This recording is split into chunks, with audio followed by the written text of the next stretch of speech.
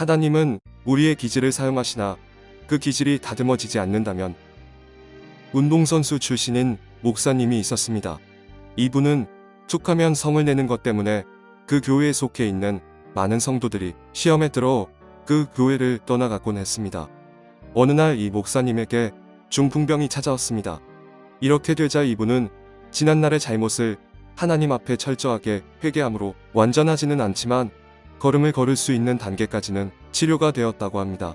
그런데 그 교회에 다니는 교인 중에 유난히도 이 목사님에게 사사건건 대들며 시비를 거는 교회 중직자가 있었습니다. 그 이유는 목사님 때문에 많은 교인이 이 교회를 등지고 떠나갔다는 것입니다. 그리고 시간이 흘러 어느 날 예배를 다 마친 이후에 운동선수 출신인 이 목사님이 그 중직자를 마구 폭행하는 사건이 일어났습니다. 이 사건으로 교회에 얼마 남지 않은 모든 사람이 떠나고 이 목사님이 다시 병이 재발되어 결국 이 목사님은 비참한 가운데 생을 마감하게 되었습니다. 이와 같이 우리가 가지고 있는 기질이 다듬어지지 않으면 하나님께서는 우리를 지속적으로 쓰실 수가 없습니다.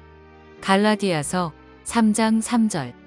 너희가 이같이 어리석으냐 성령으로 시작하였다가 이제는 육체로 마치겠느냐.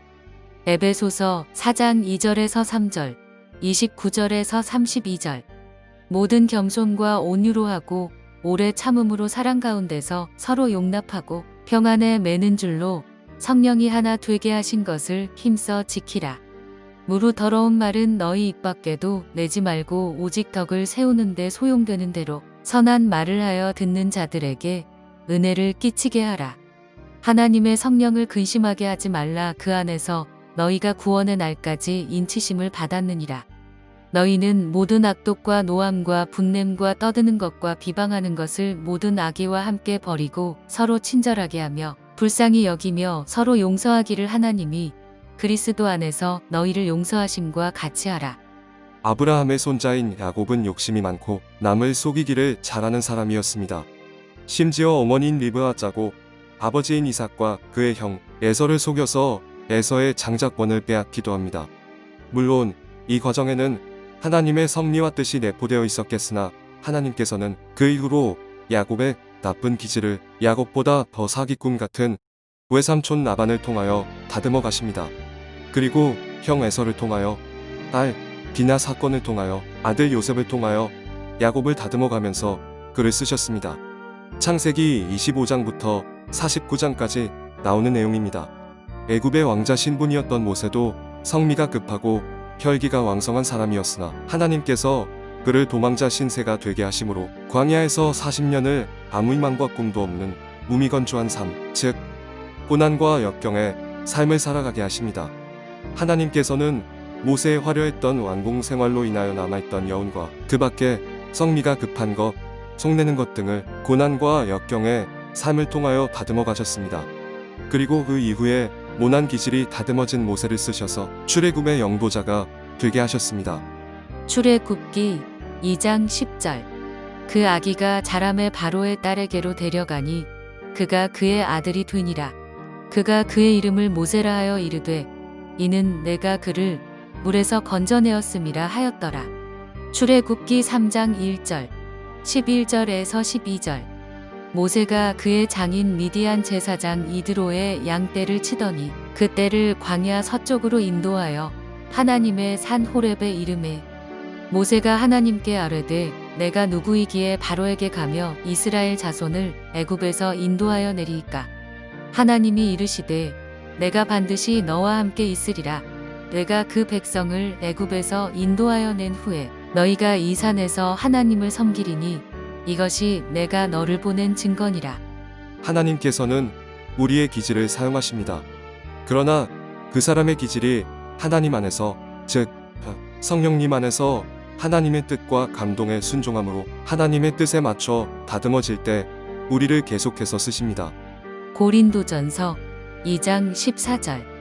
육에 속한 사람은 하나님의 성령의 일들을 받지 아니하나니 이는 그것들이 그에게는 어리석게 보이며 또 그는 그것들을 알 수도 없나니 그러한 일은 영적으로 분별되기 때문이라. 갈라디아서 5장 16절에서 17절. 내가 이르노니 너희는 성령을 따라 행하라 그리하면 육체의 욕심을 이루지 아니하리라.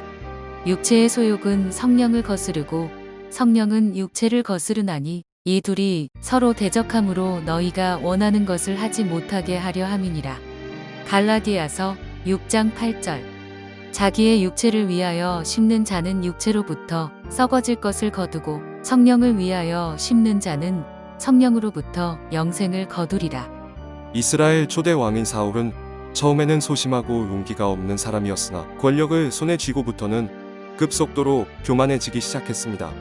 이런 사울에게 하나님께서는 사무엘 선지자를 통하여 여러 번 경고하셨지만 그는 권력에서 오는 교만에 취해서 그 기질을 버리지 못하고 하나님의 말씀을 끝끝내 저버리게 됩니다. 이 결과 사울왕은 하나님께 버림을 당하고 그의 세 아들과 함께 한날에 비참한 죽음을 맞이하게 됩니다. 사무엘상 10장부터 31장에 나오는 내용입니다. 결론입니다. 앞에서 말씀을 통하여 살펴본 것 중에 중요한 사실이 하나 있습니다. 그것은 하나님께서 우리에게 베풀어 주신 은혜 안에서 또는 성령님의 감동이나 인도하심 가운데에도 인간이 스스로 해야 할 일들이 있다는 것입니다. 때가 되면 하나님께서 모든 것을 알아서 척척 다 해주신다면 왜 하나님을 경외하라, 하나님을 사랑하라, 하나님의 말씀을 힘써 지키라, 하나님의 뜻대로 행하는 자만이 천국에 들어간다라고 말씀하시겠습니까?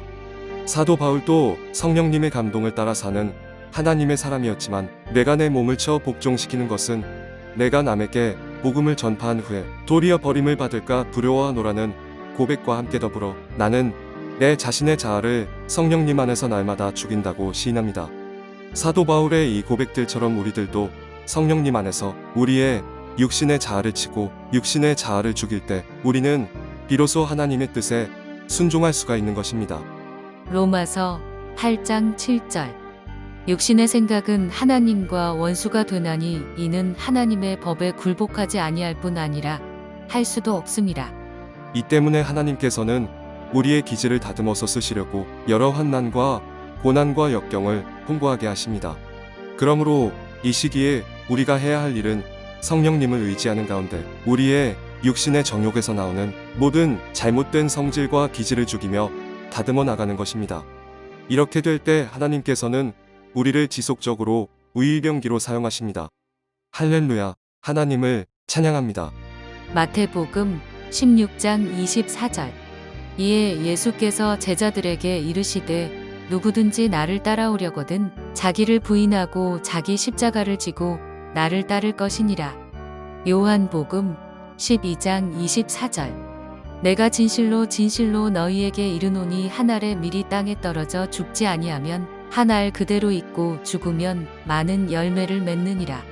로마서 6장 3절에서 4절. 무릇 그리스도 예수와 합하여 세례를 받은 우리는 그의 죽으심과 합하여 세례를 받은 줄을 알지 못하느냐. 그러므로 우리가 그의 죽으심과 합하여 세례를 받음으로 그와 함께 장사되었나니 이는 아버지의 영광으로 말미암아 그리스도를 죽은 자 가운데서 살리심과 같이 우리로 또한 새 생명 가운데서 행하게 하려 함이라. 고린도전서 9장 27절. 내가 내 몸을 쳐 복종하게 함은 내가 남에게 전파한 후에 자신이 도리어 버림을 당할까 두려워함이로다. 고린도전서 15장 31절. 형제들아, 내가 그리스도 예수 우리 주 안에서 가진 바 너희에 대한 나의 자랑을 두고 단언하노니 나는 날마다 죽노라.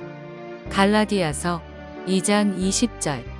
내가 그리스도와 함께 십자가에 못 박혔나니 그런즉 이제는 내가 사는 것이 아니요 오직 내 안에 그리스도께서 사시는 것이라. 이제 내가 육체 가운데 사는 것은 나를 사랑하사 나를 위하여 자기 자신을 버리신 하나님의 아들을 믿는 믿음 안에서 사는 것이라.